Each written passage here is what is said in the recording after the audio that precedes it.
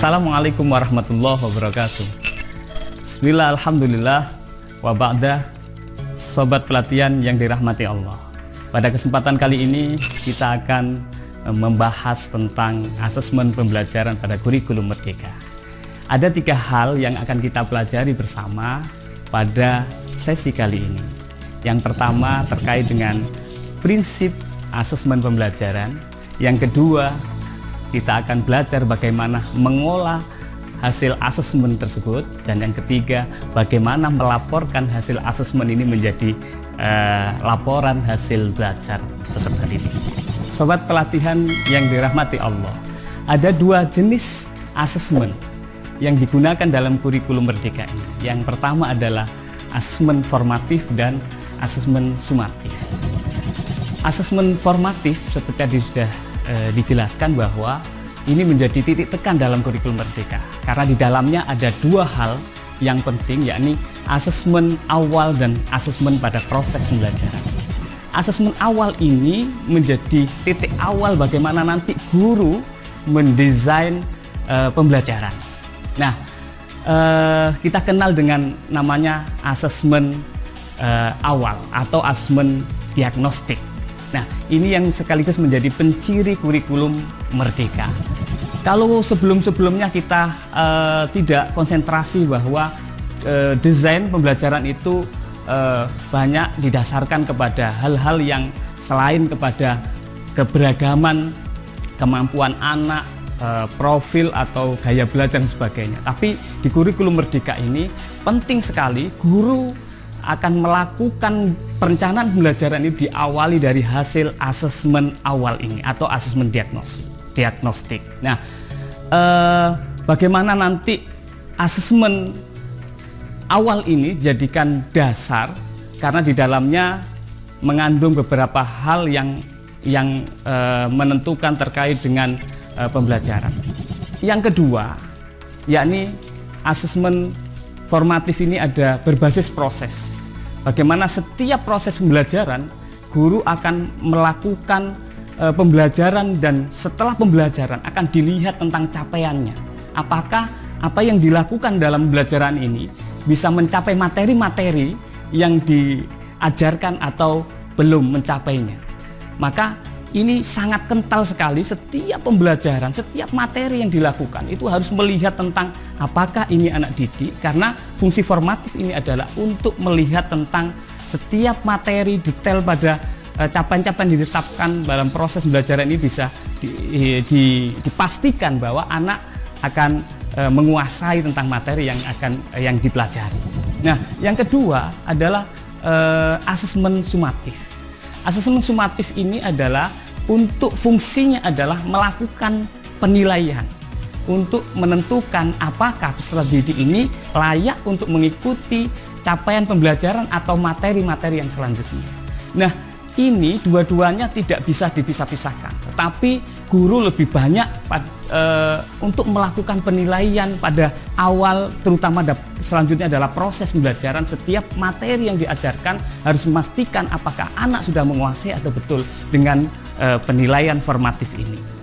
Nah, sehingga disebut penilaian sumatif ini adalah hanya beberapa kali saja karena nanti akan ditentukan pada tahapan-tahapan tertentu kaitannya dengan misalnya pada akhir CP atau kemudian semester atau pada akhir tahun. Maka banyakkan guru akan melakukan penilaian atau asesmen pembelajaran pada proses pembelajaran yang dilakukan. Kewenangan ini diberikan kepada guru untuk secara leluasa bagaimana melakukan asesmen baik sumatif maupun formatif. Nah, keduanya merupakan jenis asesmen yang berorientasi pada hal yang sama, yakni bagaimana asesmen ini berfungsi untuk melakukan perbaikan pembelajaran.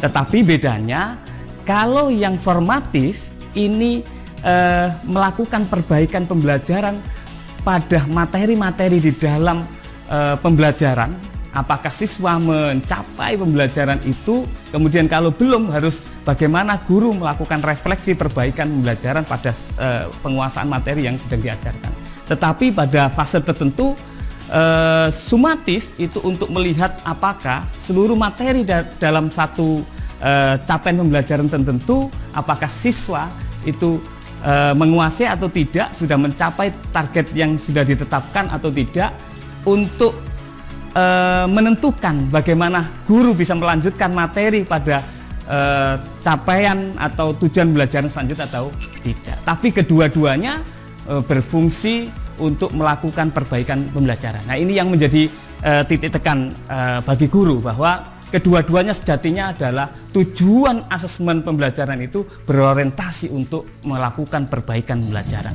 Sobat pelatihan yang dirahmati oleh Allah. Selanjutnya dalam asesmen formatif tadi itu ada hal-hal yang perlu diperhatikan. Yang pertama terkait bagaimana pelibatan peserta didik. Peserta didik perlu dilibatkan dalam proses asesmen formatif ini. Bisa dilakukan dengan penilaian diri, kemudian penilaian antar teman, dan kemudian bagaimana nanti peserta didik untuk fungsinya adalah guru bisa melihat tentang apa yang dilakukan, apakah ini sudah sesuai dengan menurut peserta didik. Ini penting ketika asesmen formatif. Yang kedua adalah perlu dilihat tentang bagaimana sesungguhnya asesmen formatif ini menekankan pada perhatiannya tentang kemajuan penguasaan dalam berbagai ranah. Tiga ranah afektif, kognitif maupun psikomotorik. Sobat pelatihan yang dirahmati oleh Allah, yang kedua terkait dengan asesmen sumatif. Ada tiga hal yang bisa menjadikan pemahaman kita terkait dengan asesmen sumatif. Yakni yang pertama, ini berfungsi untuk sebagai alat ukur untuk mengetahui capaian hasil belajar, baik itu dalam lingkup materi atau dalam TP, maupun dalam akhir semester maupun pada akhir tahun pembelajaran. Nah, ini fungsi asesmen sumatif ini untuk melihat apakah peserta didik sudah menguasai materi-materi yang diajarkan, dilihat mulai dari tujuan pembelajaran, akhir semester, dan akhir tahun pelajaran. Yang kedua, asesmen sumatif ini juga berfungsi untuk melakukan konfirmasi dengan target capaian yang sudah ditetapkan oleh guru pada awal semester atau awal dalam mendesain pembelajaran. Jadi apakah dalam target-target yang ditetapkan itu siswa sudah menguasai atau belum? Sehingga penting sekali di awal pembelajaran guru sudah menentukan tentang kriteria atau target yang ditetapkan untuk masing-masing capaian atau tujuan pembelajaran yang sudah ditetapkan. Ini yang kedua. Yang ketiga adalah berfungsi untuk melakukan evaluasi. Apakah pembelajaran ini yang dilakukan oleh guru dan peserta didik ini sudah memenuhi tentang capaian-capaian yang ditetapkan atau belum? Maka guru melihatnya tidak hanya satu aspek saja dalam fungsi asesmen sumatif ini, yakni mulai dari bagaimana penguasaan peserta didik, kemudian bagaimana media, metode yang dilakukan, dan bagaimana aktivitas yang lain, seluruh proses kegiatan pembelajaran itu akan dilihat dan sebagai bentuk evaluasi pembelajaran secara utuh. Ini adalah fungsi yang ketiga asesmen sumatif. Sobat pelatihan yang dirahmati oleh Allah. Yang selanjutnya ada beberapa hal yang dalam pelaksanaan asesmen formatif ini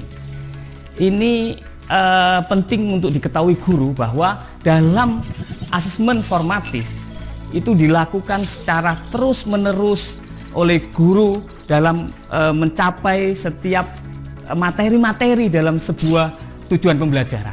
Ini yang penting untuk dipahami oleh guru. Yang kedua, bagaimana guru diberikan kewenangan yang sangat luas untuk melakukan berbagai macam teknik penilaian atau asesmen disesuaikan dengan hasil asesmen awal atau materi-materi yang diajarkan.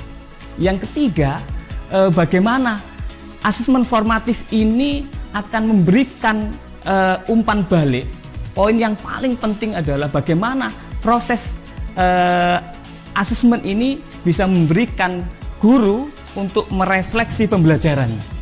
Dan yang keempat adalah, yang paling penting di sini adalah asesmen formatif ini itu nanti harus berorientasi pada perubahan. Jadi pada proses pembelajaran yang sejatinya adalah bagaimana guru tidak hanya terjebak kepada teknik untuk menyusun atau menentukan dengan label-label tertentu atau penguasaan-penguasaan tertentu atau dengan nilai-nilai tertentu, tapi ini lebih kepada bagaimana siswa ada perubahan dalam sesuai dengan target yang ditentukan. Bukan hanya teknik untuk bagaimana menilai, tetapi bagaimana proses pembelajaran itu memang benar untuk melihat tentang bagaimana peserta didik mengalami secara baik kognitif, keterampilan maupun sikap mengalami perubahan secara signifikan sesuai dengan target tujuan pembelajaran yang sudah ditentukan. Yang keempat adalah tentu penting bahwa asesmen formatif ini nanti dalam pelaksanaannya memberikan informasi yang terbuka, yang sebenar-benarnya. Karena ini sebagai titik awal guru maupun orang tua peserta didik untuk melihat tentang proses pembelajaran ini sudah sesuai dengan target capaian yang sudah ditentukan pada awal pembelajaran atau belum.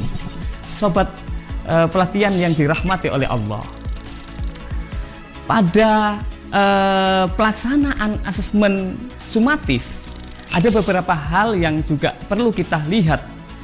Yang pertama adalah hasil dari asesmen sumatif ini sebagai bahan akhir nanti untuk melakukan laporan hasil belajar siswa. Ini yang penting untuk asesmen sumatif.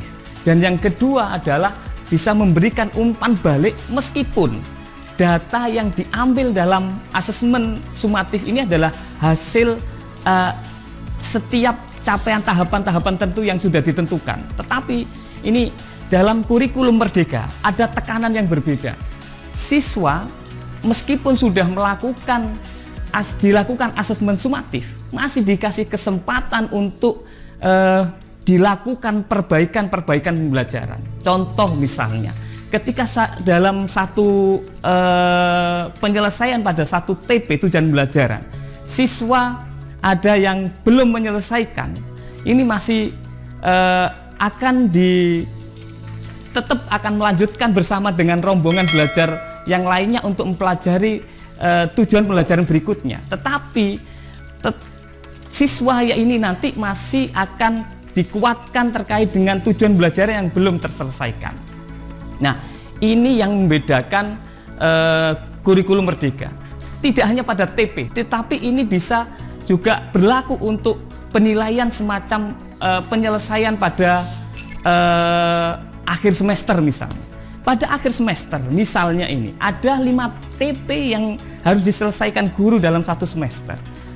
Ini nanti ketika pada akhir semester dilakukan asesmen sumatif, kemudian ada beberapa peserta didik, siswa yang belum mencapai TP itu, maka siswa bisa melanjutkan semester yang selanjutnya, tetapi bukan berarti beberapa tanggungan TP yang belum terselesaikan nanti kemudian ditinggalkan, tidak. Tetapi nanti di semester selanjutnya masih menjadi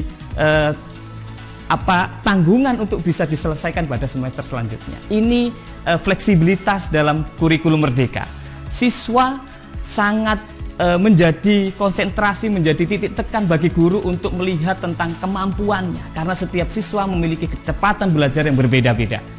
Maka boleh saja anak melanjutkan pada semester selanjutnya, tetapi TP yang belum terselesaikan nanti akan pelajari pada semester selanjutnya. Tetapi kalau memungkinkan pada semester selanjutnya bisa diintervensi, maka guru bisa melakukan penguatan-penguatan untuk mencapai TP yang belum diselesaikan dalam semester sebelumnya. Dan yang ketiga, dalam penilaian atau asesmen sumatif ini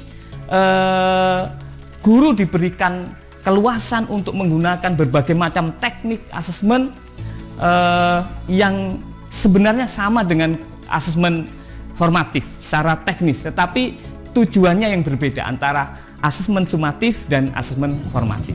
Sobat pelatihan yang dirahmati oleh Allah, banyak teknik yang bisa dilakukan, yang bisa dipilih oleh guru sesuai dengan karakteristik materi maupun peserta didik, yakni ada teknik observasi, ada performance test atau penilaian kinerja, ada tes tulis, ada tes lisan, portofolio, dan ini saya kira pada kurikulum sebelumnya guru sudah sangat familiar dengan ini. Sobat pelatihan yang dirahmati oleh Allah, adapun instrumen asesmen itu juga beragam, yang guru juga bisa memiliki keluasan kewenangan untuk menggunakan sesuai dengan materi maupun peserta didik, baik dengan instrumen yang berupa rubrik penilaian atau asesmen, bisa menggunakan checklist, bisa menggunakan catatan anekdot maupun juga grafik perkembangan. Sobat pelatihan yang dirahmati oleh Allah, kita sudah mempelajari tentang bagaimana prinsip asesmen pembelajaran. Semoga apa yang kita pelajari ini bisa bermanfaat. Akhiran, wassalamualaikum warahmatullahi wabarakatuh.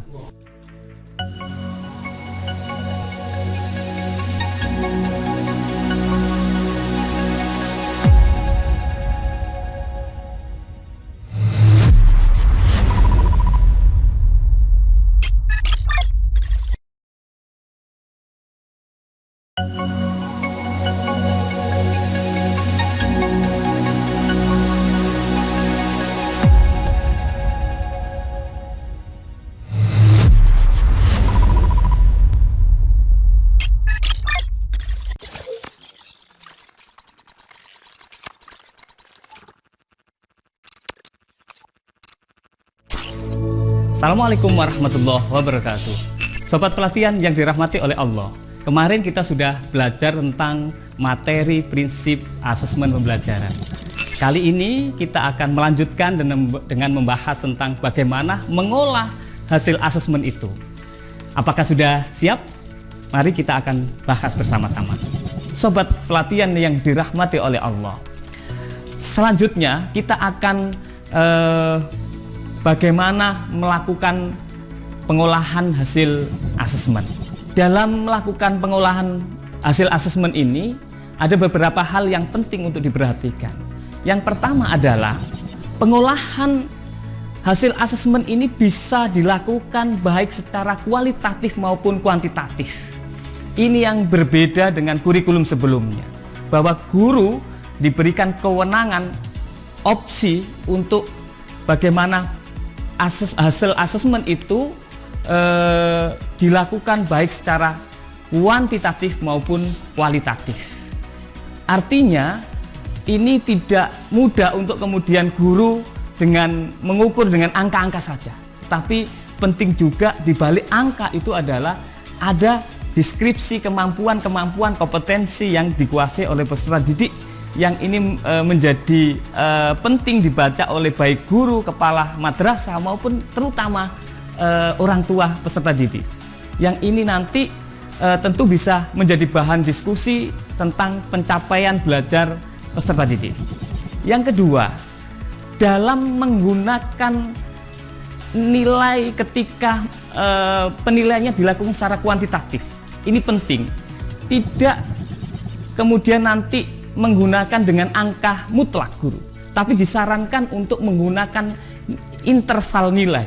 Jadi bukan menentukan capaian misalnya itu 75 begitu, tidak, tetapi bisa menggunakan ring atau interval nilai dari misalnya 70 sampai 80. Ini ada keluasan fleksibilitas di situ untuk bagaimana siswa satu dengan yang lainnya memiliki kesempatan untuk menguasai sebuah materi ini dengan tidak dipatok pada nilai tertentu.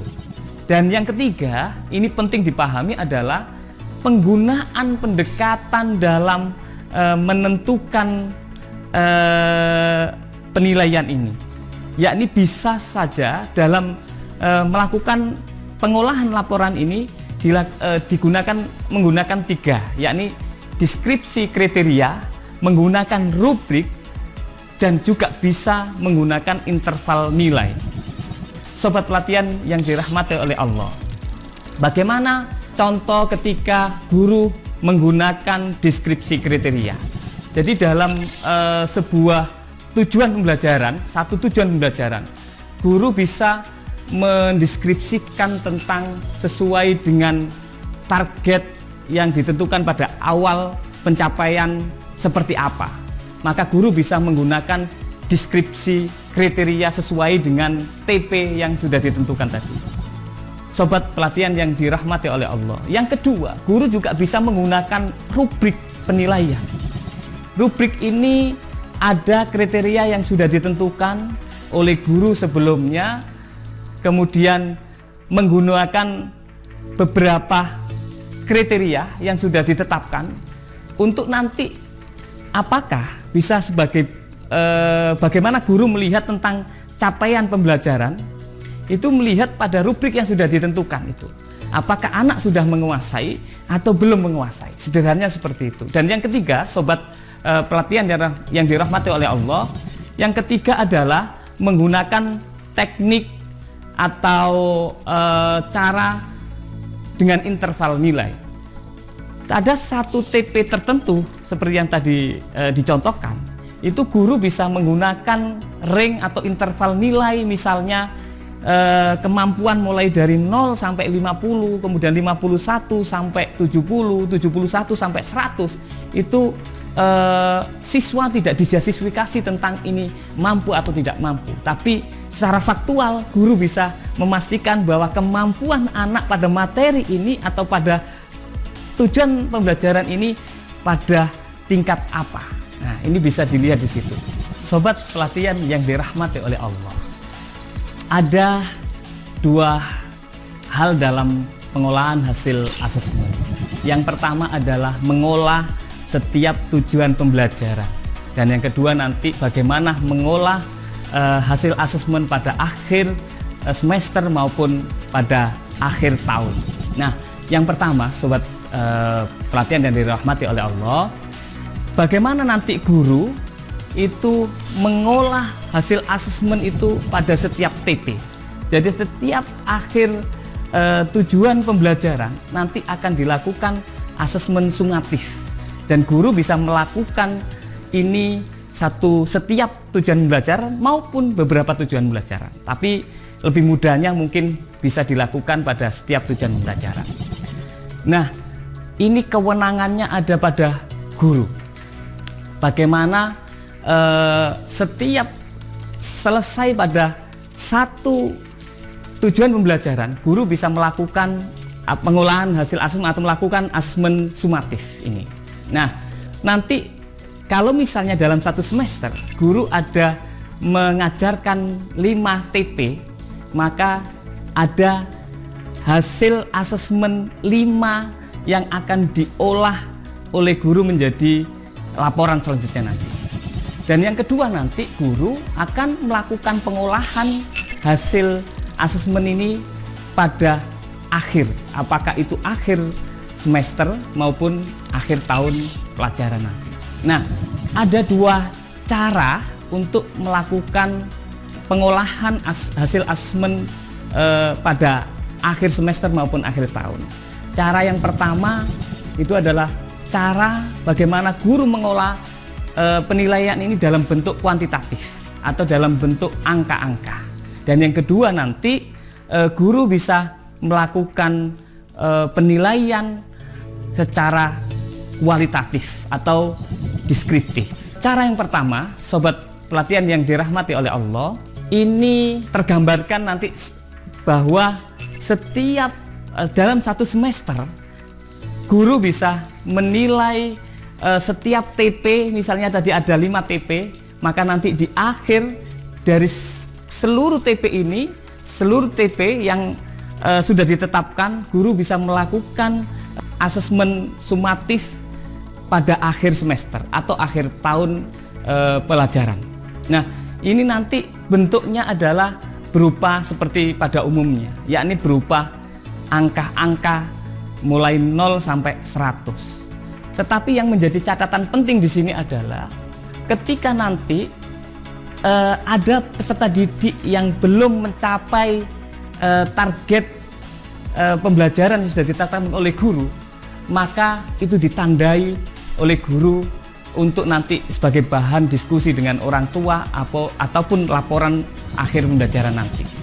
Tetapi ini menjadi penting untuk guru bahwa bukan berarti siswa yang ketika tidak mencapai target kriteria yang sudah ditetapkan pada awal itu tidak perlu dipaksakan untuk mencapai itu, tapi lanjut saja untuk setiap TP pindah ke TP yang lainnya, bisa secara faktual guru menyampaikan hasil penilaian apa adanya, termasuk nanti ketika semester 1 pindah ke semester 2. Jadi ada beberapa TP yang belum tercapai, maka dikelola atau disampaikan apa adanya. Sobat pelatihan yang dirahmati oleh Allah, cara yang kedua adalah ini yang tidak terbiasa dilakukan oleh guru saat ini, yakni bagaimana guru melakukan pengolahan hasil asesmen itu dalam bentuk kualitatif atau narasi atau deskripsi. Ini di kurikulum Merdeka diberikan kewenangan guru untuk melakukan penilaian dalam bentuk deskripsi. Jadi nanti tergambarkan beberapa TP dalam satu semester itu, guru tinggal memberikan tidak ada justifikasi untuk mampu atau tidak mampu untuk anak didik ini, tetapi sejatinya ini untuk memberikan informasi apa adanya terkait dengan capaian pembelajaran yang dilakukan oleh peserta didik maupun bersama guru. Yakni guru bisa mendeskripsikan setiap capaian pembelajaran yang dilakukan oleh peserta didik dengan cara mendeskripsikan, dan cara mendeskripsikannya ini ada beberapa teknik. Bagaimana caranya nanti bisa digambarkan ketika akhir semester rapot hasil asesmen ini secara kualitatif maupun kuantitatif. Sobat pelatihan yang dirahmati oleh Allah, kita sudah mempelajari tentang bagaimana mengolah hasil asesmen pembelajaran. Semoga ini menjadi gambaran bagi kita semua para guru untuk pembelajaran pada kurikulum Merdeka ini. Semoga bermanfaat. Wassalamualaikum warahmatullahi wabarakatuh.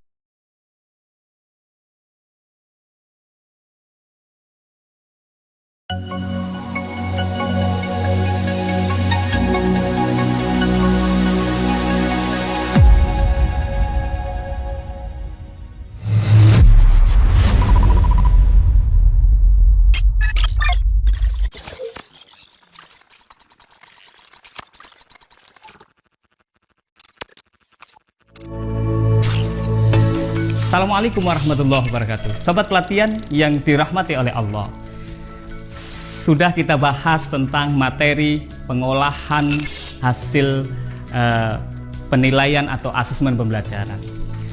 Dan kali ini kita akan belajar bersama terkait dengan materi yang ketiga, yakni bagaimana membuat laporan hasil belajar setelah kita sudah mengolah hasil asesmen pembelajaran itu. Saudara-saudara sudah siap semuanya? Mari kita bahas bersama-sama. Di kurikulum Merdeka ini, guru diberikan kewenangan untuk melaporkan hasil kemajuan belajar peserta didik ini dengan berbagai macam jenis, mulai dari rapot, kemudian portofolio, juga bisa melakukan diskusi atau konferensi, dan yang keempat bisa pameran karya. Keempat-empatnya ini adalah memungkinkan untuk dilakukan guru untuk melaporkan hasil kemajuan belajar siswa. Sobat pelatihan yang dirahmati oleh Allah, terkait dengan rapot ini tentu sudah familiar dengan guru-guru yang selama ini dilakukan. Itu antara kurikulum Merdeka ini dengan sebelumnya mungkin tidak ada yang berbeda. Berbedanya adalah seperti yang dalam pengolahan tadi, yakni terkait dengan apakah guru melakukan penilaian secara kualitatif maupun kuantitatif. Ini bedanya. Jadi rapotnya pun berupa ada kualitatif maupun kuantitatif. Yang kedua, bentuknya portofolio. Portofolio ini adalah berupa catatan-catatan proses pembelajaran, baik karya siswa maupun hasil proyek dan sebagainya, yang dikumpulkan untuk menjadikan catatan-catatan penting bagaimana proses perkembangan pencapaian belajar yang dilakukan oleh siswa.